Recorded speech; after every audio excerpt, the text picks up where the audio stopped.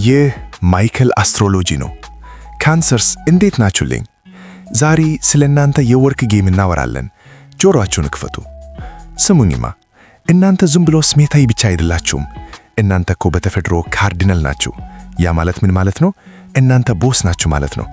አዳዲስ አይዲያ እያፈነዳችሁ ኦፊሱን ሊድ የምታደርጉት እናንተ ናችሁ። ለስራችሁ ያላችሁ ሎያልቲማ አይወራ፣ ኔክስት ሌቭል ነው። ለስራ ባልደረቦቻችሁ እንደ ቤተሰብ ነው የምትሆኑት። ኬር ታርታላችሁ። ለዛም እኮ ነው በሄልዝ ኬር፣ ካውንስሊንግ ወይም ኤችአር ላይ ብትሰማሩ ሰውን የማንበብ ችሎታችሁ ተአምር የሚሰራው። ሆስፒታሊቲ ላይም ብትሆኑ የእንግዳ አቀባበላችሁ ሸጋ ነው። ግን ደግሞ የብሩን ነገር አንርሳ።